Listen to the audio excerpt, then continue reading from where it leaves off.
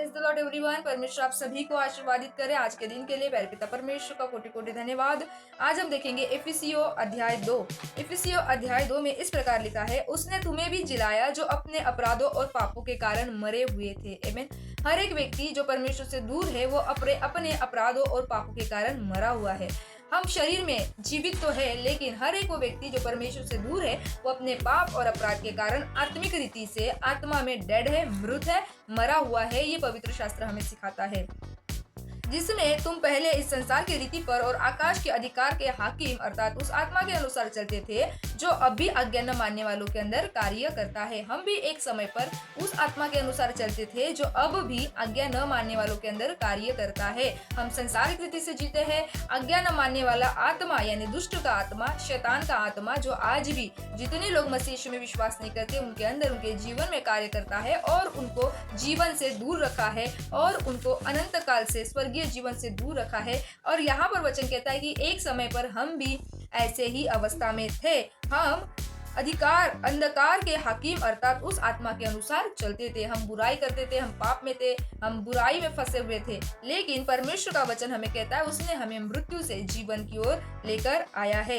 इनमें हम भी सब के सब पहले अपने शरीर की लालसा में दिन बिताते थे और शरीर और मन की इच्छा पूरी करते थे और अन्य लोगों के समान स्वभाव ही से क्रोध की संतान थे। हम भी इन लोगों के समान शरीर की लालसाओं में दिन बिताते थे, अपने मन की इच्छाएं पूरी शरीर की लालसा में दिन बिताना और अपनी मन की इच्छा पूरी करना और स्वभाव से क्रोध की संतान होना। आमीन।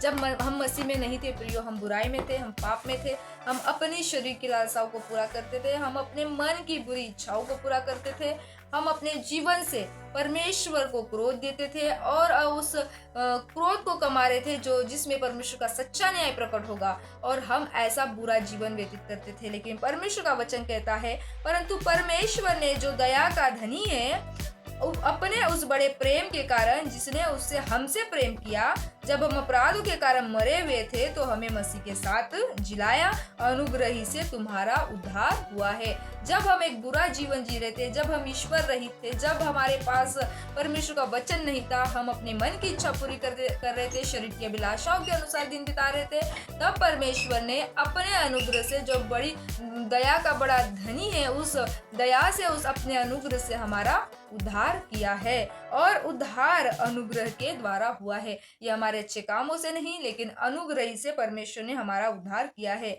जब हम अपराधों के कारण मरे हुए थे तो हमें मसीह के साथ जिलाया। हम मरे हुए थे, आत्मा में डेड थे, लेकिन परमेश्वर ने प्रभु यीशु को जैसे मृत्यु को हराकर, मौत को हराकर, पाप को हराकर तीसरे दिन मृत्यु को में से जीवित किया, उसी प्रकार परमेश्वर ने यीशु मसीह पर विश्वास करने वालों को यीशु मसीह के द्वारा जीवित होने का अधिकार दिया, जीवित किया, जिलाया है और मसीह यीशु में उसके साथ उठाया और स्वर्गीय स्थानों में उसके साथ बैठाया है।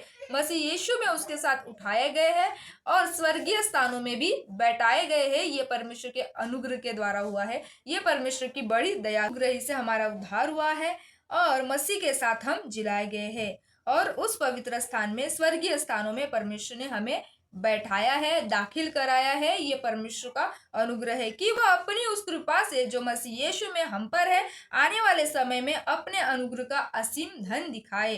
परमेश्वर अपने अनुग्रह का असीम धन आने वाले युग में विश्वासियों के ऊपर दिखाने वाले हैं, क्योंकि विश्वास के द्वारा अनुग्रह ही से हमारा उद्धार हुआ है। विश्वास के द्वारा हमारा उद्धार हुआ है और यह तुम्हारी ओर से नहीं वरन परमेश्वर का दान है। यह हमारी ओर से नहीं हुआ है, हमारे अच्छे कामों से नहीं हुआ है, हमारे अच्छे कर्मों से नहीं हुआ है, लेकिन ये परमेश्वर का दान है प्रियो। हमारा ये सौभाग्य है कि मसीह में हमने अनंत जीवन पाया, मसीह में हमने एक नया जीवन पाया। पापों से परमेश्वर ने आजाद किया, शरीर की अभिलाषाओं से हमें छुड़ाया, हमारे मन की बुरी इच्छाओं से हमें छुड़ाया, हम पर अपने कृपा की और अपने महिमा का असीम धन प्रकट किया। और यह तुम्हारी ओर से नहीं, यह हमारी ओर से नहीं, ये परमेश्वर का दान है जो हमको मिला है।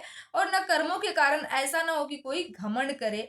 किसी के कर्मों के द्वारा, किसी भी दान पुण्य के काम के द्वारा किसी का उद्धार नहीं हो सकता है। उद्धार केवल यीशु नाम में है। ये यीशु की दया है, यीशु का अनुग्रह है, क्योंकि हम उसके बनाए हुए हैं, हमें परमेश्वर ने बनाया है और मसीह यीशु में उन भले कामों के लिए सृजे गए हैं जिन्हें परमेश्वर ने पहले से हमारे करने के लिए तैयार किया। माँ के गर्भ में रचने से पहले परमेश्वर ने हमें चित्त लगाया। हम परमेश्वर की सृष्टि है, परमेश्वर के बनाए हुए हैं और परमेश्वर ही हमारा परमेश्वर पिता है, सृष्टिकर्ता पिता है और वही एक सच्चा खुदा है। इसलिए इसलिए चाहिए हर एक व्यक्ति ने मसीह यीशु पर विश्वास करे, क्योंकि हर एक वो व्यक्ति जिनके अंदर आज्ञा न मानने वाला दुष्ट और अंधकार का आत्मा कार्य कर रहा है और जो आत्मा में मरे हुए हैं, एक ही मार्ग है यीशु मसीह, जो हमें आत्मा में जीवन देते हैं और अनंत काल का जीवन देते हैं। उसके लिए हमें केवल यीशु में बने रहना है और उस व्यक्तियों को सुसमाचार सुनाया जाए जो शरीर के अनुसार हमें जीवित दिखते तो है, लेकिन वो आत्मा में डेड है, मृत है, मरे हुए है।